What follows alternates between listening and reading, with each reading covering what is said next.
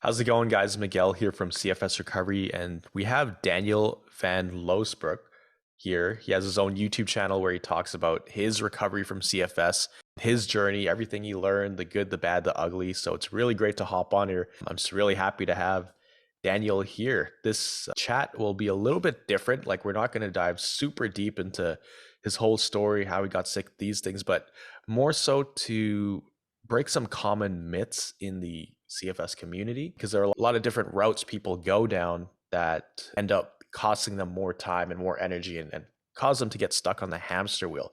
So that's kind of what I wanted to talk to you about today and have this conversation about. But maybe before we even jump into that, maybe just give us a rundown of, like, how did CFS change you? Because it changes people physically, mentally, emotionally, but how did it change you? Everything has changed. Nothing is the same. And the day before I got chronic fatigue syndrome, I sort of accomplished all my egoic goals and I was ready to move beyond it. My mind was always full, busy, running all day, thinking. I think I only realized it the months before chronic fatigue syndrome that my head was just going crazy. And right now, my mind is mostly completely empty. And my emotional body is completely balanced. I can keep my boundaries. And if there comes an emotion, I have to act.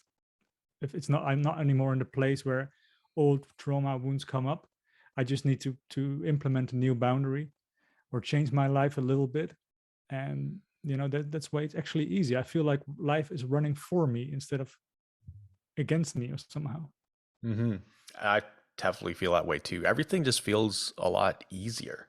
Whereas before, it was Mm-hmm. like it's almost like I was trying to swim upstream.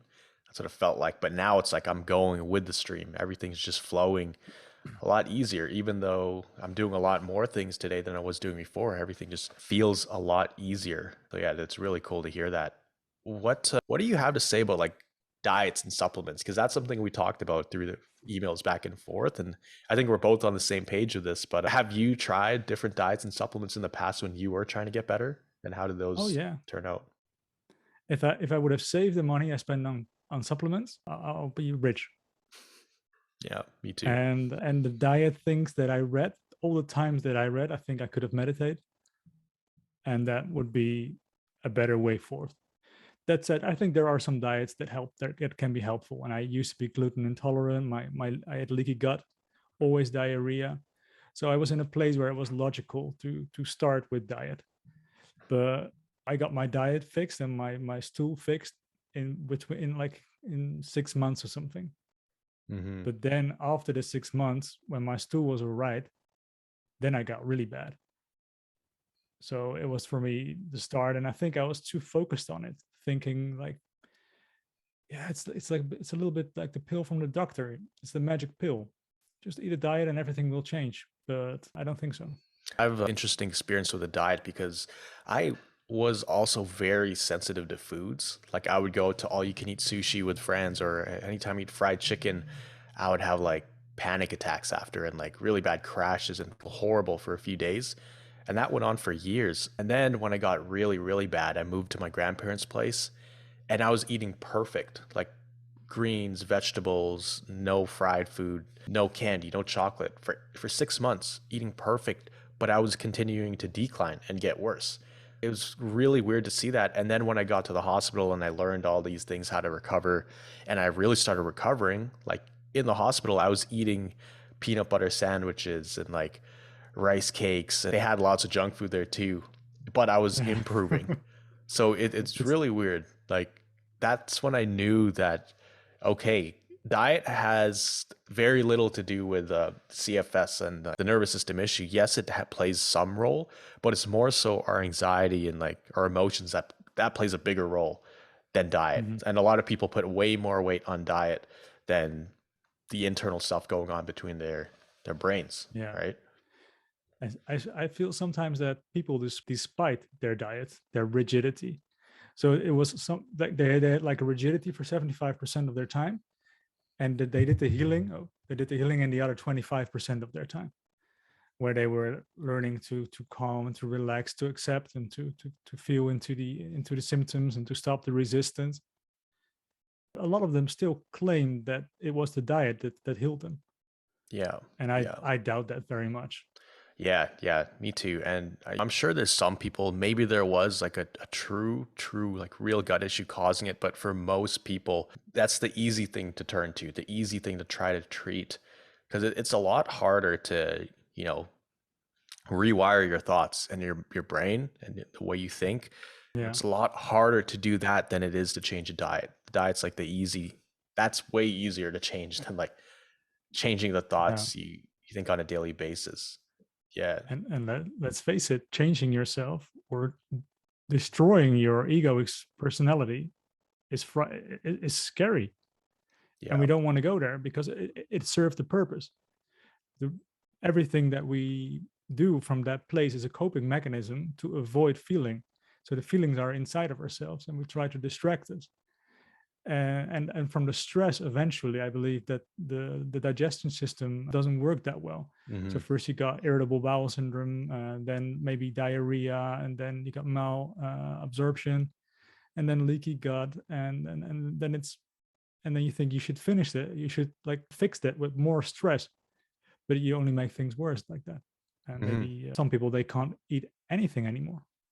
Exactly. And you have to trace it back to almost the root cause. Okay, like, yes, you have leaky gut, but what caused the leaky gut? Or you have irritable bowel syndrome, but what caused that irritable Yeah. bowel syndrome? And a lot of times you can trace it back to like the high stress. But then there are some topics like mold, Mm-hmm. bacteria like the Epstein Barr virus or other herpes viruses. There is the Lyme. What is it? It's a sort of a bacteria, I Yeah, believe. Lyme's disease is like a tick bite. Yeah, and I got diagnosed with Epstein Barr virus Oh, and really? Lyme. I come from the Netherlands, and I was never bitten by a tick, or maybe Wow. once. So I did not buy into that. But yeah, of course, my mom said, okay, it's really bad, and she paid for all my detox stuff. But I started improving when I forgot about it because I was in such a good place that I did not have to think about my protocols. Yeah. So they told you had Lyme's and mold. Did they do tests for that, or they kind of just assumed it based on the symptoms? Yeah, there was this alternative doctor who was also a normal doctor. I think my normal GP didn't, but he sold this with some sort of testing stuff with electrical stuff through my body. Okay. And I was already very skeptical. But anyway, it cost like hundreds or maybe Yeah. almost €1,000 or something. And it didn't help. In life, like we're so used to if something breaks or we need to fix something, we could easily pay someone to do it. There's always a price for everything. You break your ankle, you whatever, go to rehab, go to the chiro. Your back hurts, go to the chiro. You're sore, get a massage. You have a flu, go to the doctor. Like everything there's a solution for. So we kind of assume that with something like this, the solution is something that we can pay for or we could buy or something that we could get from outside of us. But really the solution is within. But it's interesting you say that because a lot of people they'll believe anything because they're so desperate. And I was the same thing. I was seeing a naturopath. I was like, please, I would rather you just tell me I have something than tell me you have no idea what's going on because that causes me more anxiety. But when people Yeah. think they have Lyme's or mold or whatever, there's a perception that they're extremely hard to treat, especially with Lyme's. I think the word on the street out there is that like you just have to cope with the symptoms. There is no like solution for it, at least not that I've seen or from what I've researched back in the day. So that's awesome to hear that you were actually diagnosed with it and able to come back from it. But you're right. It's like when you stop obsessing over it, that's when your brain starts to take the limiters off of your body and it starts to Yeah. give you more energy to kind of test you and see what you're going to do with it. See if you go and spend it all or if you've learned to kind of manage your emotions and symptoms. So that's awesome Wow, to hear that, man. I like the way you say that. Yeah, and of course it goes with ups and downs, and I made lots of mistakes. So sometimes when it's 2 weeks after a crash, it's easy to think that it's gone, and you feel right, and you do something, you don't pace anymore. I mean that's I think I was very stubborn, and I always knew better. if I wasn't such a stubborn guy, and then I would have healed many years earlier. Yeah. Yeah. Exactly. And the weirdest thing as well is that I got ill in 2015, and I went in the late summer. I went on a sailing trip in Greece, so I was Oh. already pretty tired. Yeah. And within that week, just pure joy, because I love snorkeling, I love being in the sun gazing and everything. All symptoms were already gone then after 1 week. But what did I do? I went home to start my old stressful life again. Yeah. Yep. And this I had an own company, dinner shows, very stressful as a comedian as well, and I had to organize everything. It was very stressful. Mm-hmm. So no wonder that it didn't take long, only a few days, and my symptoms got back again. Yeah. And isn't that crazy? It's like even just a simple change in environment puts your brain into like a different mode. It's like it flips a switch. All of a sudden it goes from stress mode to like not stress and just it's like free. There's nothing to worry about. You got the sunshine, you're happy. And then you go back into the environment, boom, the switch flips back on and then Yeah, all the symptoms come back. Like and that's probably when you realize that wow, something deeper is going on here. Like this is crazy how yeah. how that works, right? Well, I was a bit stubborn still, and I didn't Hmm. really get it. I just thought it was a miracle happened. But I mean, I did it later again. I always went on holidays whenever I got in a relapse or something. Just going in the airplane, feeling as terrible as possible, land there, feeling even more terrible. But within a week or something, I completely recovered. Yeah, yeah. And I was sort of the ups and downs, so not really a stable thing because I didn't have a clue, and I was always distracted. Maybe it could be something else, or maybe there is another problem. Hmm. But I mean, these holidays, it's like neuroplasticity without Oh these yeah. fancy techniques. I mean, I did the lightning process. You imagine being on a beach. Well, why don't you just go to a beach? Hmm. I think it makes it more simple. Or what I say in coachings, you can get a hammock, hang it between two trees, have a beautiful view, put your mobile phone away, maybe read a book, and you got neuroplasticity. You don't have to do this fancy imagination stuff. And I could totally relate because I went to Hawaii basically 10 months after I got out of the hospital. I was in the hospital for 2 months, really bad, couldn't move, but essentially Wow. I got better. Doctor taught me all these things. So 10 months after getting out of the hospital, I was like, well, immediately getting out, I was in a wheelchair and like walker, had to learn how to walk again. But 10 months later, my mom was like, hey, you want to go to Hawaii? And I was like, yeah, let's go. But I'm not doing any hikes at all. I'm playing it safe. So we end up going there. We're there for like 8 or 9 days, and every day she's waking us, my brother and I, up at like 5 a.m. She's like, let's go on a hike, let's go on a hike. I was saying no, like no hikes. I just need to chill out. Please, like, don't force me to do anything because I'm gonna crash. Or I have an adjustment period. That's what I call it. She's like, no, come on, just try. Just come to the bottom of the mountain. So I'm like, okay, fine. I'll go to the bottom. I'll wait for you guys. Eventually, like on the first day, I end up walking up because I forgot the keys, or they forgot to give me the car keys. So I go up, they're too fast. I end up hiking for like 4 hours up a mountain, and I was completely fine and no symptoms Wow. when I got to the top. And then I was like, even jogging back and forth. I was like, is this real? Like, this is insane. First of all, I woke up super early. I hiked up a mountain in flip flops, and I did that like 5 days in a row. 5 days in a row. And You didn't push yourself, right? You did it from a place of enjoyment. yeah, yeah, from enjoyment. It wasn't like, oh, okay, Yeah. like my heart, let me just push through these heart palpitations or whatever. Like, I had heart palpitations, but it was more like this view is so beautiful. I want to see what it looks like at the top. Like that was the mindset. Wow. But I mean, that's crazy. It's not even pacing at all. Yeah, That's really beautiful story. yeah, yeah. It was like a slow incline. It was like actually a paved road where the hike was. So it wasn't like straight up. It was like a very smooth, gradual hill. But it's crazy because even just getting on the plane to go to Hawaii, walking through the airport, carrying my bag, I was getting like symptoms. But I was able to go up the mountain with like my drone and like a camera. I was okay. So that was like, that's when things clicked and I knew I was on the right path. And I was like, man, I really, really can 100% get better and get and surpass where I was before. Yeah. Wow. That's beautiful. For me to say still the exact same things, pushing myself at this moment is still I still don't like it.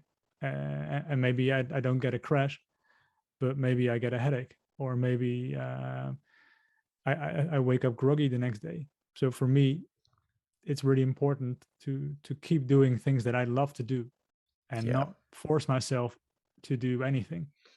And sometimes that means I have to cancel. Sometimes it means I don't feel like it. Well, then that is just what it is. And right now I'm living in a community with like 70 or 80 people. And there's all this behavior out there with being a goodist. Make sure that other people can see how good you are. And this triggered some of my old coping mechanisms to be a goodist, to be a responsible guy, to be liked. But I immediately noticed, no, I can't do this anymore. This was the old Daniel. And I have to be more selfish. Like I Yeah. have to be more of an asshole. Yeah. It'd be more of you, right? Yeah. Like, because it's unrealistic to be perfect all the time. You almost like, you're always putting yourself into this mold. And that in itself is stressful because you can't even express like who you truly are. And you're almost like living up to everyone else's expectations. It's like you're living in a not fairy tale, but like it's a movie play or something. It's not real, right? Yeah. But I wanted to dive deep into also following rigid protocols because a lot of people fall into that trap. And I know I did as well, because I think most people who get this, they're overachievers. A lot of them are perfectionists too, type A personalities. So they would think that bringing those traits into this illness would almost help them get out, because it's like, oh, if I track all my glasses of water every day, if I track every hour of sleep, track all my steps, maybe I'll be able to get out of this. They put it down to more of like a very calculated technical thing, as if it's like a personal training program or some exercise program or really intense program, where they discount a lot of the stuff that happens like in here, in between our ears. But what are your thoughts of the rigid protocols people try to follow, and maybe what's your experience with it? Well, I used to be very rigid before I got sick. Yeah. So if rigidity got us in the position that we were, that we got ill, then how is rigidity going to get us out of it? Yeah. Yep. But it took a while to get this, to see the things, the dark spots, the blind spots from ourselves, and that takes a while. And why do we do this rigidity? Why do we want this control? Well, first of all, because we're not in control. We feel like we're losing it, and maybe we should connect with that feeling first, because otherwise we're just reacting, and we need to create instead of react. Mm-hmm. That's a little bit of how I look at it. Of course, not everyone looks at it that way. But yeah, I was so rigid, and I was already having rigid diets before I got sick, and rigid protocols and rigid exercise routines. And yeah, I mean, every morning I did, when I woke up, like 10 minutes later, I did this extreme workout called Insanity. Oh, I know that. Yeah. Yeah, man. I mean, like, it's crazy. Right now, I don't even want to exercise all this stuff. I just want to enjoy myself. Yeah. And that's the thing too. It's like learning to balance it, because it's not like Insanity. What is that, P90X or something? Or is that Yeah, it's the P90X? same thing. I also did Yeah. that one. Yeah. Yeah, like doing these things, it's not like they're bad, but it's just how we do them. Like if you were Yeah. doing it twice a week or something, or 3 times a week, but taking rest days and feeling okay with the rest days, not feeling guilty about like chilling out some of the days, then that's totally fine. It's just when we take things to that next extreme, like obsessive level, where it gets to the point where we're no longer in control anymore. Like we wanted to have control over these things, but now these things control us. And it's the opposite. And you're totally right. It's like the mindset that got you into this illness, that got you sick, is not going to get you out. It's actually going to get you further down the hole, right? Yes. So you need to change that perception of rigid protocols. Like you can't be rigid with something like this. That's what I learned. Yes, you need to understand some concepts of like, okay, if I did more this day, then I gotta take it easy for the next 2 or 3 days, whatever, depending on where you are. Oh, if I'm going to do this big thing on Friday, I'm going to take Wednesday and Thursday, take it easy on those days. So there's like some similar concepts, but it's not like, oh, I have to walk 10 minutes every single day. I have to do this thing every single day, because that just adds more pressure and stress actually. And yeah, you're totally right. What got people sick can't get them out of it. It's almost counterproductive. But a lot of people don't see that until they're so deep in the hole, and they start to have a lot of introspection and look back on like what led them there. And they're like, holy crap, that makes a lot of sense why I'm still stuck here, because I'm doing the exact same things that got me here. So it's a lot easier said than done. And I think for some people, they're in that gray area where they're somewhat able to function. They're not like completely bedridden. So they kind of keep trying to coast through it because they feel like time will fix it. That's not how it works. You can't just wait around passively for time to solve something like this. If you get a wound, if you get a scratch on your arm or a cut, yes, your body takes care of that. But with this, you need to be very active in your recovery, I think. And then most people try to pass that responsibility onto someone else, like a doctor. And people like us, we're happy to come in and help for people who are willing and open to learning, right? And even when people like, because I know you do some coaching, when they do come on board, there is still going to be some resistance and doubts. And we have to constantly remind them. But I think it's a series of mind shifts people need to have. It's not all going to happen in one night, right? Like even you probably had doubts 6 months after you started really getting better, right?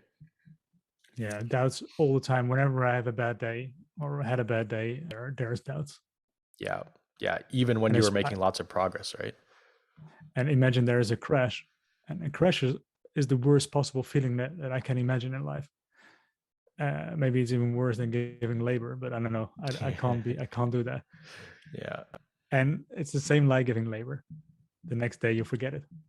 Yeah.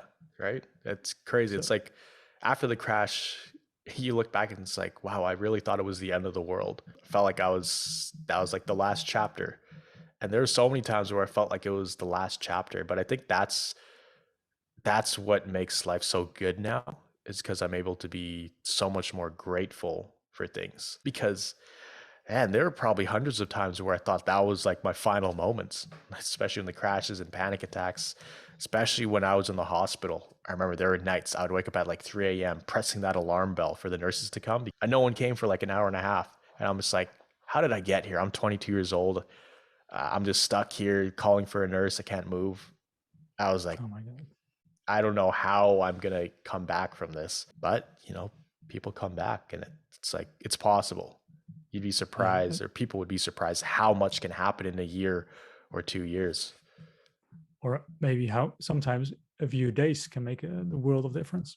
Yeah. If you manage to stay in the same level of consciousness, you said it before, like gratefulness, there are like levels of consciousness, for example, when you're in fear, or when you're in anger, or when you're like in enjoyment, or love, or appreciation. And of course you can't fake these things, because a lot of people, they try to fake gratefulness. But I'm grateful for the roof above my head. I'm grateful for the bed where I lay in 24 hours. That is not gratefulness. But real gratefulness comes from emptiness, when our minds are empty, when we're actually giving up resistance. And a lot of my work is about these levels of consciousness, and how to let go of the old identity and the resistance and the old emotions. And and then things can change. Oh yeah, rapidly. Yeah. And I think going through something like this, when your nervous system is so hypersensitive, you become more sensitive to these things. Like when you're feeling happy, you're very happy. When you're feeling sad, you're very sad. You go on this emotional roller coaster with this illness. So now I'm able to recognize these feelings a lot faster and a lot more. And it's a lot easier for me to shift into a higher like vibration, into focusing on more positive things, because I'm able to see right away when like I start feeling down or start feeling sad or things like that. And that's normal. Life happens, things happen. But I'm able to pull myself out of that really quickly, and I'm conscious about it. So was that the same for you? Like you're more aware of these, I call it like vibrations or vibes, or just like you said, the different, what do you call it? You didn't say frequencies, right? But the different levels of consciousness. Yeah. I once read a book about it, and that was an amazing book, and it really helped me. Yeah. Which book was that? Power versus Force, from David R. Hawkins. Oh, okay. Interesting. I got to take a look at that. Power versus Force. Who's the author again? David R. Hawkins. And I think he already died, but I read it in 2017 when I was just terribly bad. And I still had to think like, it's a bit spiritual. And I was a bit spiritual at the time, not really practical with spirituality. So I took things a little bit more like, wow, there's some sort of a mystery of enlightenment going on. But now I'm sort of past that. And I think it's just lightness. It's just our normal state, the state that children have. but we forgot it over time. And I was just talking with my mother about it because I had a lot of bad memories from childhood. But the thing is, we watched the pictures together and there were only good moments, but I forgot the good moments, which is Hmm. terrible. It's just, but also logical, because in the good moments, there was nothing to think about because I was just enjoying myself. But on the bad moments, there was a problem. I didn't feel right. And I was constantly getting my thoughts and thinking how to improve or somehow. And those are the moments that I remember. Yeah, and it's so interesting. It's like when you have a perfectly white T-shirt and there's like a little tiny black coffee stain on it. You don't really notice the perfectly white shirt. That's like they're normal. That's regular. But you'll notice that coffee stain. And then when you look back on it, it's like, why the heck am I just looking at this small one thing that happened at one time? I actually did a somatic therapy a few months ago just to like see what was in my mind. Things weren't feeling right. I just wanted to, just get my mind clear and my energy clear. And then, yeah, we traced it back. There are some things that happened when I was a kid that I guess really stuck out. And they were just really minor things too. It's like, oh, maybe I didn't finish my food and my parents left me in the dining room till like 2 a.m. and I was like freaking out. But that always stuck with me. And then it was weird because then I thought about all the great times I had, and there were like 1,000 times more good memories than bad memories. But those things really, that the bad one really stuck out. So it was really interesting how the Yeah. brain works. It puts a magnifying glass on those things and keeps it inside all Yeah. these years. And in those higher levels, you evolve yourself. If you immerse in the process, you don't really think, but everything goes automatic. So there's not a lot to think about. And we forget those states. Sometimes when you're in a crash as well, you forget that you can have a good state, and everything feels Yeah. really dense and problem focused. And but you're out of it in no time again. And then you remember, oh yeah, life can be light again. Yeah. When you describe it that way, like I think back when I was having those crashes, it's almost like I was in like the dungeon of consciousness. Like there was no happiness or like excitement when I was feeling all those symptoms. And it's literally like I was like at the bottom of bottom, like pure depression and like sadness, anger, Yeah. frustration, things like that. But as you come out of it, you start to shift back into that like higher level. Yeah. So yeah, And, it's so interesting you say that. and did you also feel agitated, in need of distractions? Yeah, definitely. And how many hours of the day did you spend on the mobile phone? 8 or 9. Even if I couldn't Yeah. look at it, I would need some kind of escape, especially because I was in bed all day. I'd listen to podcasts, whatever it is to keep my mind busy. Because when that Yeah. thing goes off, well, now I had to face my own mind. And for the longest time, I wasn't comfortable in my own mind because I think there's a famous saying by, what's his name? The guy who wrote Joseph Campbell, in the cave which you fear to enter lies the treasure you most deeply seek.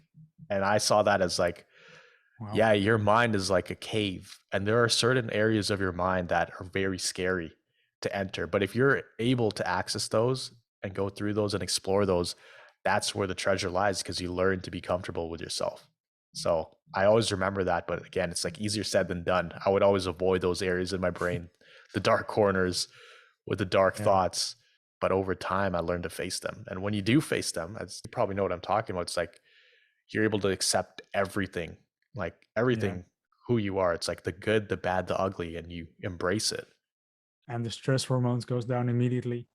You don't need to have distractions anymore, and you can surrender to whatever is at that moment, even if it is a crash.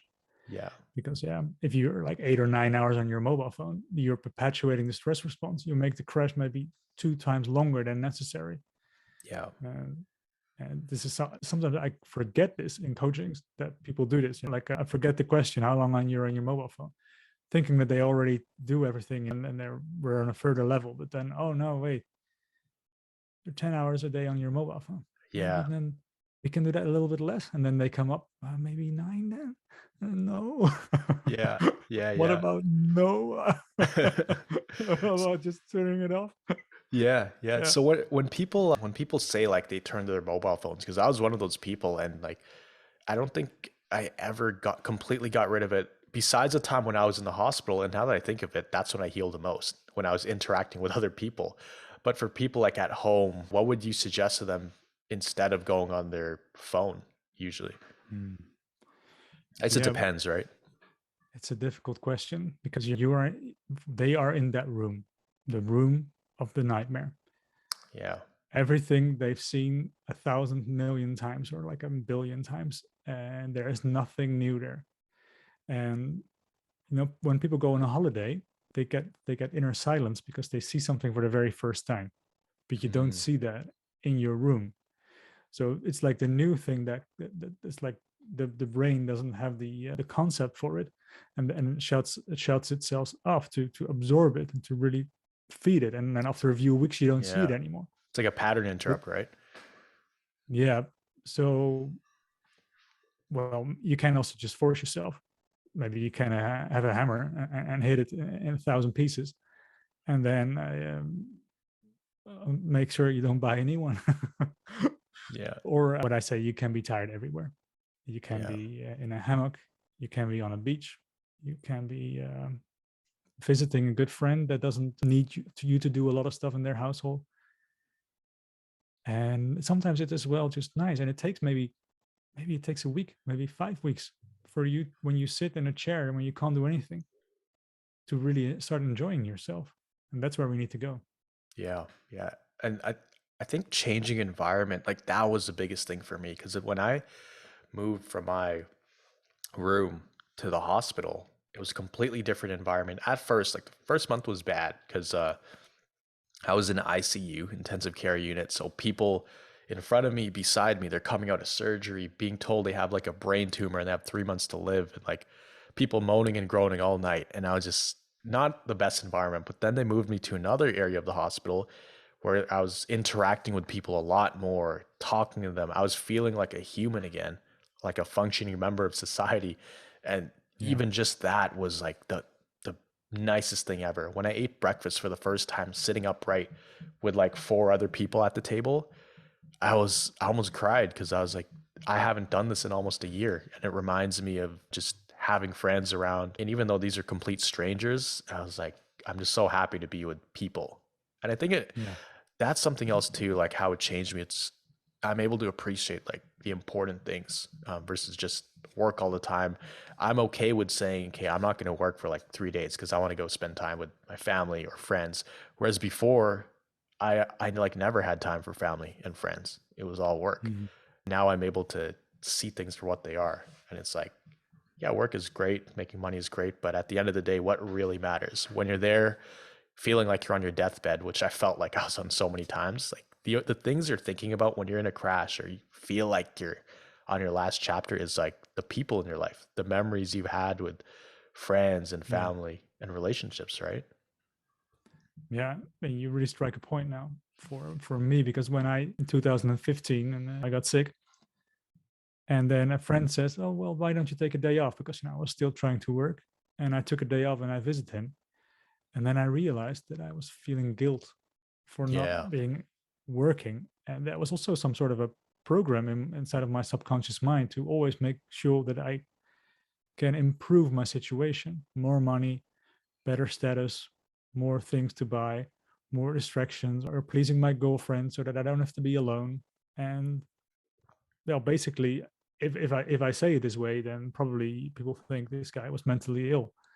And maybe I was in a way, but I think whatever the things that I did was actually normal. But in our society, we are so trained to diminish all these negative feelings that, of course, there is a lot of negative buildup in our body, and we have to flee into thinking because our bodies basically don't feel at ease. So Hmm. therefore, we distract, maybe with excessive thinking, maybe with behavior, maybe with other people or a job or status. Yeah. And I think our society is chronically ill, and therefore Yeah. people get Uh, chronically ill. Absolutely, absolutely. And like that's what my doctor was telling me. He's just like the way the brain was wired for hundreds of thousands of years, maybe even millions. We're hunter gatherers, where our brains are primed for looking for danger in the forest. And then there was like a 10,000 year period where agricultural revolution came in. We no longer had to expose ourselves to the danger in the jungles. We could grow our Mhm. food. So danger was a lot less. But then only in the last 100 years, everything is done for us. We could order food to our house. So the true danger is actually way, way lower than it was. But the amount of stimulus we have is like through the roof. And our brains just haven't had time to shift to that yet. So I think, yeah, you're hearing so many stories now of people getting sick, but also people getting better. But I think it's probably going to be more common, and more people are going to resonate with the kind of videos we share and other channels, because they're like, yeah, that sounds like me. And I've been to every doctor and they can't tell me what the heck is going wrong, because it really is like Yeah. kind of a nervous system dysfunction. And what you said earlier, what the guilt reminds me, I was personal training. That's when I started getting really sick. And I remember there were times I was so sick, literally in a crash, that I couldn't even drive. But I'd call my friend and be like, hey, you think you could pick me up and give me a ride to work? Because I can't drive. But I would force myself to personal train someone. So I'm picking up heavy weights, this and that. Is so backwards. And now that I think about it, it's like, man, what did I think was going to happen? I was just trying to keep that status for so long. I was a top trainer in the gym, one of the top trainers in the gym, making lots of money. I didn't want to lose that. I wanted to hold on to that no matter what it took. But eventually my body won, because my body was like, stop, we need to point you in another direction. So if you don't listen to your body will force you to listen to it. Right. So do you feel like your body pointed you in the right direction to a better path of life? Definitely. And it's funny that you say that there is this sort of this battle between our minds and our bodies. And I once made, I think it was 2017, I made this when I was really, really sick. And then on a good day, I forced myself to make a movie. And I was making this video where I was playing chess with myself. But then, what the mind versus the body. But then in the mind won, but of course the mind lost then as well. Exactly. That's a good one. They're supposed to be a team. They're supposed to be the exact same. And maybe in the recovery period, there is this transition period where you have to learn to trust each other, because it's difficult to trust your body when you got crashes every time you move, and your body doesn't trust you. So it gives you the cell danger response, saying maybe that somehow there's a threat in your life. With people think could be viruses, could be mold, could be anything, but I think it has more to do with stress, forcing yourself. So yeah, the body, you need to trust the body, and the body needs to trust you, and then you can be a team. Yeah, I love that. Of course, there is the mental body and the emotional body, and it should all be one.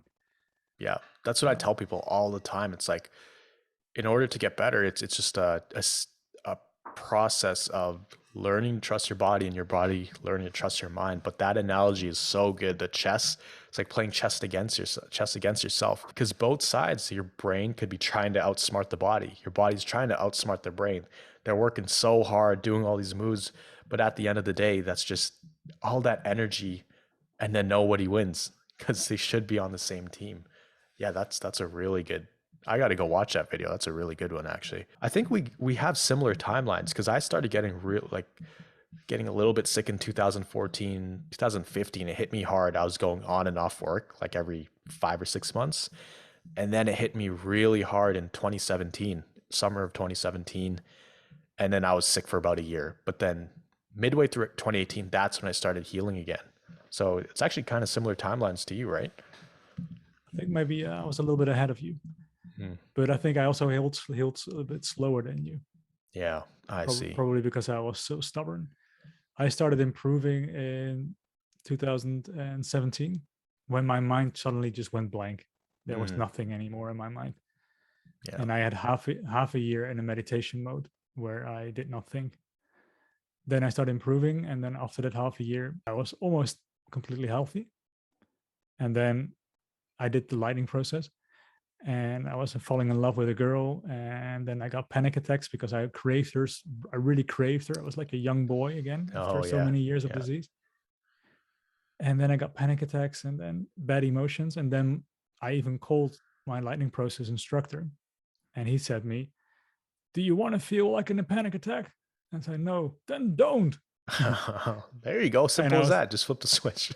Yeah. So, and then I was like, "No, stop it." But the more I stopped it, the worse it got. And then I was at rock bottom, I think, in maybe 6-7 weeks or something. Yeah. from almost Wow. fully recovered to not being able to talk again, not being able Wow. to So it spiraled downhill really quickly.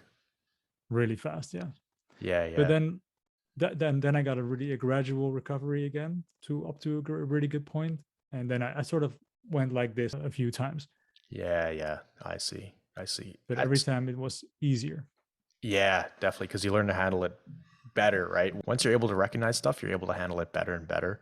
And that's what I tell people too. There's no like straight line up. Like you're gonna have adjustment periods and symptoms along the way, but they'll fluctuate as long as everything's, think about it almost like a stock market. Like it's going up. The gradual trend, the overall trend is upwards, but there's gonna be like ups and downs within that long trend. Just to give Yeah. people an idea of what you've been through and how you really know what you're talking about. Like, where were you at when you're at your worst? Were you like completely bedridden? Well, I think I was bedridden for like 6 days a week, Oh and yeah, then yeah, one day a week I could do some stuff. Then I was finally on my own, and then my girlfriend left me. I somehow had a new girlfriend during recovery, but she left me, and then I moved to my stepdad, and then I was there alone all the time, far mm, away from where I used to live. And then things, well, got downhill very fast. I remember the doctor giving me some antibiotics, which made oh everything worse. yeah, And then he also tried some other pills with me, but he was trying to help from his yeah, perspective, of course. yeah, So it came from a good place. But I think it took then like 1.5 months that I was a really bad state, yeah, that I could not really talk anymore, and my voice was really weak. Like there's yeah, hardly yeah, any force in my voice. And then I remember my mom talking to me a couple times, and I did not have a clue what she was saying. I could hear that it was the Dutch language and that it was my mother, but the whole thing didn't work anymore, that I could process words yeah. and It's just sounds and foggy, right? everything. Yeah. And I had that before a few months that as well, that I was trying to drive a car, and then suddenly I was just bomb, and there was this bump in the road, and I could not concentrate. Then I realized I should stop driving, and eventually I could not really walk. I could not open my eyes, and it was a very difficult time to go to the bathroom, because Yeah, that's something that I still had to do. So yeah. I was even making sure that I didn't drink much, so Me that I don't too. have to go to the Yeah, bathroom. yeah, Yeah, that's hell on earth. And then I went in the bathroom so many times, and then I looked in the mirror, and I looked fine. yeah, yeah. That's a That's crazy trippiest thing ever when you look in the mirror. Yeah, like I felt like I was gonna die, and then I see my skin glowing. I was even like still have my tan somehow. The doctor also gave me some pills that made me gain some weight, so I wasn't really like skinny or something. So I was looking good. Yeah, So of course nobody believed me. yeah, yeah. That's wild. So yeah, you've been through the gauntlet. Like you were in the trenches. Like probably worse than a lot of people get. And I Yeah. hope nobody gets as bad as we do because it's just hell. I wouldn't wish this on my worst enemy, but you know, Yeah. some people do get it this bad. But it is crazy because yeah, going to the washing was the hardest part of the day, knowing I had to go there. And I actually had like a protein bottle, like a big bottle, because I just couldn't go walk to the washroom all the time. When I would go to the washroom, I feel horrible, like I'm dying. Look in the mirror, and I still have the muscles, still like some abs, and I was like, this doesn't make any sense. Like I don't know Yeah. what I'm seeing versus what I'm feeling do not correlate. It's so weird. So it And that adds a little bit more anxiety to the whole thing because it's just a big mystery.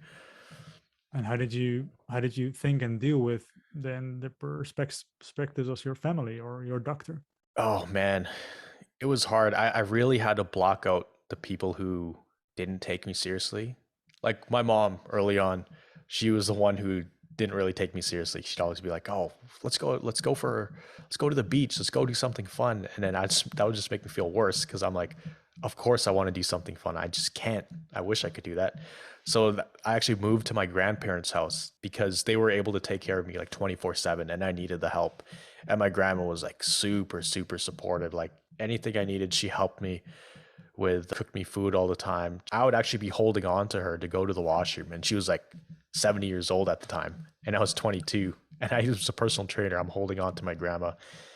Whenever I went to doctor's appointments, my grandpa would drive me, and like he'd have to push me up the stairs as well. So yeah, I Oh think my God. learning to just block out those people who aren't helping you get better or kind of making you feel worse, even just temporarily, even if they're family, that's something I recommend to people too. It's not like you're completely blocking them out forever. You're just like putting your blinders on temporarily because you need to put your best Yeah. interests first in a period like this. Like you need to be selfish sometimes. So that's kind of how I dealt Yeah. with that. I lost all my friends, probably because they weren't friends. Yeah. So I Yeah. don't know Yeah. why I was trying so hard to keep those people in my life. Like I had my childhood friend. For the last time I saw him in June 2021, and he was saying me like it's really time to keep things together now, and it should stop all the bullshit. Really said that whole. Yeah, and he was supporting me all the time, but now he wanted to stop this bullshit with me. And then I realized you're not my friend, Yeah. and I never saw him again. Yeah. And we know each other almost our entire lives. Yeah. And I mean, I never had anybody tell me that. Like that must have hurt a lot, but also cause of realization. There were only a handful of people who really came by and visited me and checked up on me and really, Yeah, really helped. Like there were, a good handful of friends. They'd come by on like Christmas or New Year's and like hang out with me, literally just spend time or even bring me to my doctor's appointments. Like they would drive across the city, pick me up, drive back to where they came from, and then drop me back off. So I'll never forget those people. And wow. that's how you know if you ever won the lottery or got gifted $100 million. I know exactly who I'm giving some cuts to. I know exactly the friends I would send like $1 million to here and there. You're able to see things like very clearly after that too, and really see who the Yeah, true friends are. And you just grow closer with them wow, too. that's amazing. I must say, now that you say this, I sort of feel this. I sort of still feel the anger that I had against my friends. In the beginning, they come 4 times a year, then 2 times a year, then 1 times a year, and then you don't see them anymore. Yeah. In the meantime, they got children, they got a busy job, and they call every once in a while, but that stops eventually. Yeah. There is nothing left for me, my mother, and occasionally my stepdad. That was just everything that I had in the end. And you had this when you were a little bit older too, right? So when you're in your 30s, that's when you got Yeah, this? I got it a little bit after my 30th birthday. Yeah. And I was having this goal, my 30th birthday, because I was working as a comedian and I wanted to be like successful, earning a lot of money, having a Yeah. six pack. And I just got it.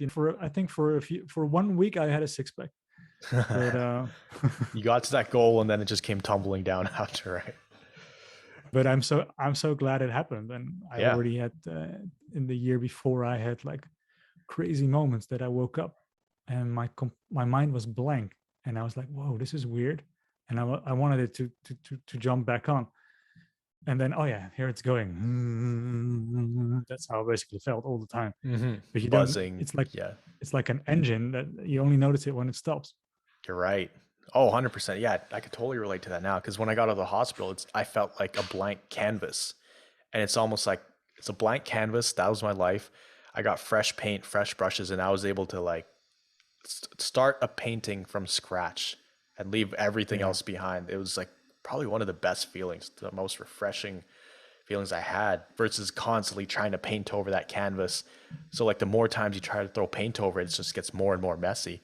Whereas this was like a blank canvas. And that I think that was when my mind shifted into like, okay, we're gonna let go of everything. Just internally, that was the biggest shifts that needed to happen. It's like you don't need to make the most money. You don't need to be the number one trainer. You don't need to be the best in your friend group, the most successful or yeah. whatever. So once I was able to leave that behind, I was able to go into this blank canvas. But the ego had to die. And it was a process. It was a process. It's a painful process, but it was the best thing that could have happened. My ego literally died, and then I got again, and then I got an ego about not having an ego, and that went on for a while. And but it shows as well like how disturbed we grow up in our society, that Yeah. we have this, because of course when you want to be successful, you basically feel like you're a loser, otherwise you don't want to be successful. Yeah. Yeah. So why do you feel unworthy then? Because you don't see yourself. And why is that? Because you've been taught not to look at yourself, not to deal with your emotions, or not to honor your own boundaries, or decide for yourself what to do. There was already this plan. You go to the first grade, to the second grade, university, and then make money, and then make enough money for old age, and then die. But that was never our purpose or our plan. And I think for a soul, from a soul perspective, it's the most boring thing you can do. And it's such a pity as well that my childhood was already pre-planned for me with schools and everything. Because I see it as a waste of time now. And that's the thing, man. Like, you pretty much hit the nail on the head right there. But it's been a great chat. Like, I feel like we could talk about this for hours and hours. Like, if we were just sitting on a bonfire, we'd probably talk about this all day and all night. Like, the journey is it's like the most epic thing. Like, I think even everybody's journey, when they get sick and they come out of it, it's like you could turn every single story into like a movie. I always thought about my journey as like a movie and how epic it would be. I'm even like trying to write a book on it right now, just because of all the crazy things that have happened, even just like the spiritual side of things. But it's like you learn so many lessons along the way. But I think that's one of the gifts that this illness gives people. It's like all the lessons that come with it, all the realizations and the wake up calls, and the person you become going through it is, for me, it was worth it. And it was honestly the best thing that ever happened. Would you say the same? It was like for the better? Yeah, it was necessary. And I remember the day before chronic fatigue syndrome, where I realized all my goals, my egoic goals, then I needed to delete myself somehow. But how?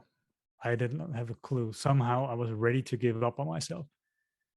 But I did not know that it was going to be such a hard journey.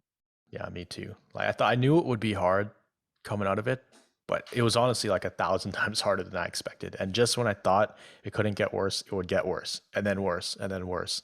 And then you hit rock bottom, and then there's like a whole nother rock bottom. So it's like just constantly getting through that. But that's what builds your character, more so on like a spiritual level too, more than anything.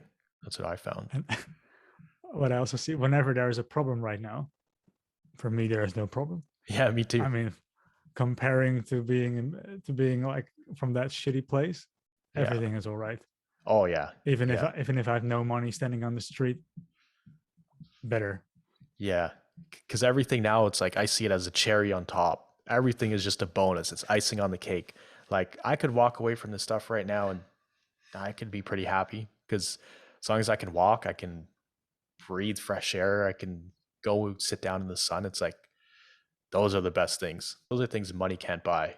And like being able to move around without symptoms and pain and all that, just enjoy life. So that's how I see everything now. That's why when there's problems in any of the businesses, it's like, take a step back and I'm like, everything here is a bonus. So why am I even stressing over it? I could walk away anytime. So that's how I see things now. It was awesome to chat, man. We're definitely going to do something like this again. I know you're going on a trip. If you guys enjoy this video, make sure you hit that like button and subscribe, and definitely go check out Daniel's channel. He has some really amazing content, and I think we see a lot of things from a similar perspective, and he has his own unique spin on things as well. So I would highly recommend go check his channel out. I'll put the link right up here, but I'll see you guys in the next video. Is there anything you all want to share, Daniel? Well, for everyone who is watching, thank you. And you might feel like shit, but you're beautiful. You're a beautiful soul. And that's my gift of recovery, that I can see everyone's beauty. And there is beauty. That's awesome. Perfect. Thank you for that. We'll see you guys in the next video.